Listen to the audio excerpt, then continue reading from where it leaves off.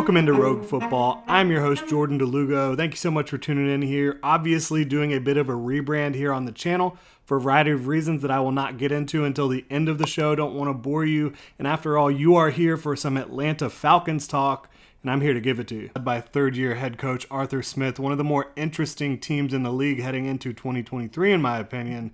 Looking back at 2022, 7-10 on the season, not bad, but not great. Total DVOA 20th, offense 13th, third in rushing, and they're dropping Bijan Robinson into that rushing attack. Cannot wait to see what happens there in 2023. Very excited to see it. Very excited to talk about it here on the show today. 19th in passing, 15th in points scored at 21.5. Looking at the defensive side of the ball, 30th overall in DVOA. Very poor on that side of the ball in 2022. 23rd in points allowed at 22.7. So while the defense was not super effective in terms of slowing down offenses in their yardage, they didn't do a horrible job when it comes to keeping points off the board. After the departure of Matt Ryan last offseason, Marcus Mariota started the season at quarterback, did not play terribly well for the Atlanta Falcons. They ended up switching to Desmond Ridder down the stretch over the final 4 games of the season.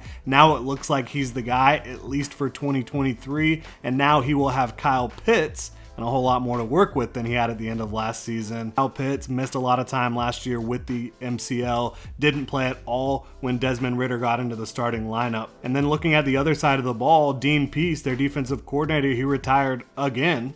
So they hired defensive line coach from the New Orleans Saints, Ryan Nielsen, to lead their defense. So they've definitely got some strong New Orleans vibes at the top of the organization with Terry Fontenot at GM and Ryan Nielsen at defensive coordinator. So the question here, can the Falcons fly in 2023? Can they win the wide open NFC South? Let's get into it.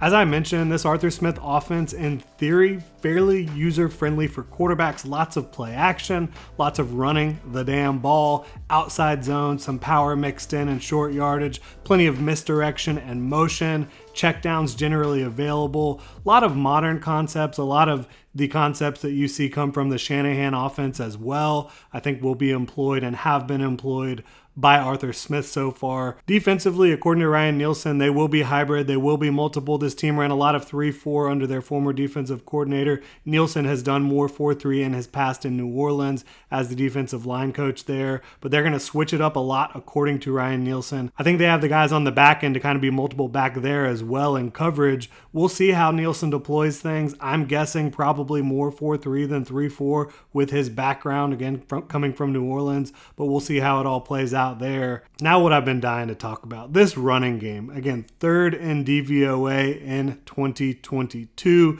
This is a team that knows how to run the ball, knows how to hit the outside zone. Really, really good blocking unit on the offensive line. They employ the fullback as well at times, use tight ends to block. They will be multiple with their runs, but it will be primarily outside zone, some inside zone, some power and short yardage.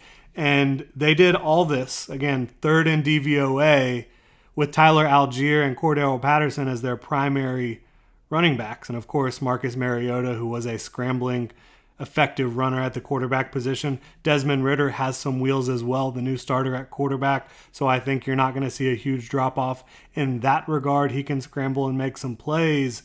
Tyler Algier was a revelation as a rookie out of BYU. I was very high on him coming out of BYU in 2022. Perfect for that outside zone scheme. Cordero Patterson can do so much for you. But man, what gets me juiced about this is how good they already were in this running game. And then in the first round, you add Bijan Robinson, who is by far the most talented back to enter the league since Saquon Barkley. And frankly, he's more well-rounded than Saquon Barkley. I don't know that he has the home run speed of Saquon or some of the other fastest backs in the league, but he has plenty of speed in his own right. And when you talk about him, his elusiveness, his ability to cut, to plant, to shake off arm tackles, to force missed tackles, to change directions, to have patience, to have vision. This is a complete running back and a complete receiver. I think this is the type of guy at the running back position. If he was only a receiver, if you weren't allowed to line him up in the backfield, I still think he would have been a day 2 pick. That's how talented he is as a receiver. And then you add that on top of what he can do for you as a runner in this Falcons offense that's already so productive with the running game. I think this could be the Falcons' superpower, the thing that makes them incredibly difficult to deal with in 2023 and kind of puts them over the top in a lot of games. Just the fact that Bijan can do so many different things for you and absolutely will dominate in this rushing attack behind that offensive line with Arthur Smith dialing up the runs and with Tyler Algier and Cordero Patterson and Desmond Ridder helping out in the run game as well. My biggest question for this team, especially for the offense, how good can Desmond Ridder be in year 2? How good does he need to be in year 2, right? I think with the running game that they're going to have, he might not need to be an above average quarterback for the Falcons to take a massive leap forward on the offensive side of the ball and be one of the hardest offenses to deal with. He's a good athlete, as I mentioned, with enough size to hang in there. I think you'd probably like to see him add a little bulk to his frame. He's 6'3", he can move around, scramble, he can make plays outside of structure as well. But if they're going to reach their ceiling, he's going to need to be a little bit more accurate, a little bit more on time. And I'm not trying to throw him under the bus at all. Only 4 starts in 2022, very limited exposure. I'm not here to say whether or not he'll be a quality quarterback in this league, but I can tell you he needs to be a little bit better than he was in 2022. I can also tell you the receivers need to be better than they were in 2022. The supporting cast around Drake London, and I think the play calls can improve as well to create a cohesive offense that really makes sense and puts its best foot forward in 2023. And speaking of the receivers, I think that's why you see a bunch of new faces for Desmond Ridder to throw to in 2023, right? They added Jonnu Smith. They added Bijan Robinson, who will be a factor in the passing game. They also added Mac Hollins from Las Vegas, who's coming off of his best year as a pro, one of the most efficient receivers in football in 2022. Scotty Miller comes over from Tampa, a solid slot option for these Atlanta Falcons. I think you really like those additions. Then you also have Drake London, who is a bona fide young star at the wide receiver position, can do a lot for you. Kyle Pitts, a bona fide young star at the tight end position, can do a lot for you. Coming off the MCL, he'll be ready to go. And I think when you look at this entire cast of offensive skill position players, you've got a really good group in an offense that really suits their skill sets. So I think that this offense will take a big step forward. But again, the question is, how far can Desmond Ridder advance in year 2? The starting OL, very good, as I mentioned, a really good run blocking unit, a good pass blocking unit as well. My only question there, is the OL depth strong enough? We just don't know at this point because it's very inexperienced behind the starters. Hopefully, you don't have to find out. My final question on the offensive side of the ball, is there a leash on Desmond Ridder? Like, if things don't go well, and again, I'm not saying that they won't go well. I don't think there's enough evidence to say that Desmond Ridder won't be a good NFL quarterback. I don't think there's enough evidence to say that he will be a great NFL quarterback. It's simply to be determined right now. But again, I think in this offense, with Arthur Smith dialing it up, with this running game, Desmond Ridder will have every opportunity to be good. If he's not, how long will the leash be? Like, I think Taylor Heinicke in this offense, he could be fun. We all know there is a ceiling there, but Taylor Heinicke can run around and make plays, and there's enough skill on this offense for him to, I think, have some fun back there. Defensively, my main question is how quickly can things come together for Ryan Nielsen, first-year defensive coordinator, and all the new pieces. 6 new starters at least on the defensive side of the ball. They brought over David Onyemata and Caden Ellis from New Orleans. They will help with the transition to this new defense, this hybrid-style defense, which I think will lean more into the 4-3, but we'll see how it plays out. I think the addition of Calais Campbell was also massive, not only from a talent standpoint, a guy that can still get the job done at a high level in his mid to late 30s, but his leadership and work ethic will also help this transition for the rest of these players. On the back end, can AJ Terrell rebound after a little bit of a down year in 2022? You want to see him take another step forward. He was a revelation in 2021, took a little bit of a step back in 2022. He has the talent, and I think he's going to have a better supporting cast to really help him out in 2023. You've also got Grady Jarrett, who has been a star in this league, still a very good interior defensive lineman, now in his 30s. He has better pieces around him up front now. Again, Calais Campbell, David Onyemata, some of these other guys, Bud Dupree they brought in as well. I think that he's going to have a really good year in this defense, and especially with Ryan Nielsen being a defensive line specialist. Now, I mentioned Bud Dupree. Can he get back close to what he was before the injuries in Tennessee? Titans signed him for a lot of money, didn't quite work out there. Can the Falcons rehab this talented edge rusher and see what they can get out of him? We'll see. Arnold Ebiketie, big fan of him coming out of Penn State. Tremendous proportional length, a raw football player, a guy who hasn't been playing football for a super long time. Can he make a jump? I'm looking for that from Aid Odeniji as well. Two guys with very good length, I think with good overall talent. Can they take another leap in this new defense? Troy Anderson, another guy who is an absolute freak show athletically. He needs to grow as a linebacker, an off-ball linebacker. Can he do that quickly in a new defense? As I mentioned, I think Caden Ellis will help him from a transitional standpoint and just as an on-field presence, as an off-ball linebacker, as a guy who can line up on the ball as well. Super versatile, can get after the quarterback, can play off the ball, do so many different things in this defense under Ryan Nielsen.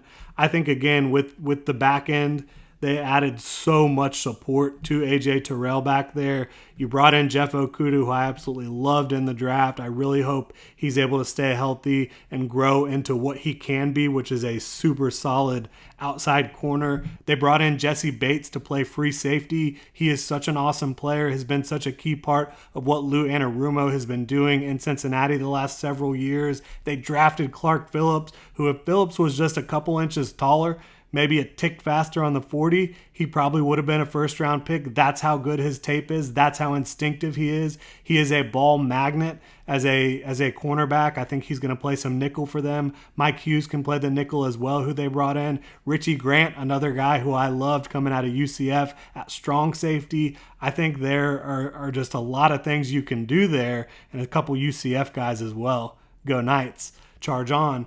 But I think that with this influx of talent in the secondary and at linebacker with Caden Ellis and up front with David Onyemata, with Bud Dupree, with Calais Campbell, I think this defense is going to be much improved in 2023. I think they could be one of the more improved units in the entire league, quite frankly. But again, it's going to be how quickly can it all come together for Ryan Nielsen and all these new pieces. How far can this Falcons team go? How efficient can Desmond Ridder be in this offense? If he can be efficient and the ancillary pieces can get more open, I think this offense could be a top 10 overall unit. I think it absolutely has the potential and perhaps the likelihood of being the very best running game in the entire NFL. With Arthur Smith's play design, with the offensive line up front, with Bijan, Tyler Algier, Cordero Patterson, and Desmond Ridder. Again, talent on the defensive side of the ball. How quickly can it come together? Special teams, they should be good in that department. They're well coached. Younghoe Koo, awesome kicker. Bradley Pinion is a quality punter. Cordero Patterson, a stud returner. I love this core of players. How far can Desmond Ridder take this team? We're going to find out. But I think they are going to win the division on the back of an absolutely dominant run game, some growth from Desmond Ridder in this offense, and a much, much improved defense. Really appreciate y'all for tuning in. If you enjoy the content, please like and subscribe. Hit the notification bell. Now, as for the rebranding here to Rogue Football from Pro Football Daily, I simply have not had the amount of time I need to produce long-form content on a daily basis outside of what I'm already doing over for Gen Jag, company I started. I do Duval Daily over there pretty much on a daily basis talking about the Jacksonville Jaguars. I wanted to be able to do that with Pro Football Daily. With having a newborn, I simply have not had the time to be able to do that. So I decided I needed to switch it up, needed to change the name. I didn't want to be putting off a brand that's branded around daily content when I couldn't actually produce daily content. So now I've switched to Rogue Football. Rogue, the idea of going rogue, of being a rogue, has been something that I've been interested in for a long time. I'm doing this independently. I'm not supported by any larger media company or anything like that, doing this all on my own. So I am kind of going rogue in that regard. I really like the concept, so I decided to just go with Rogue Football, something I've been passionate about for a long time. Really hope you guys enjoy the content here. Again, if you like what I'm doing, please like, subscribe, hit that notification bell. We're trying to get to 1,000 subscribers at some point during the 2023 NFL season so we can monetize and start to make this thing what it can be and continue to grow this channel. Really appreciate y'all for tuning in.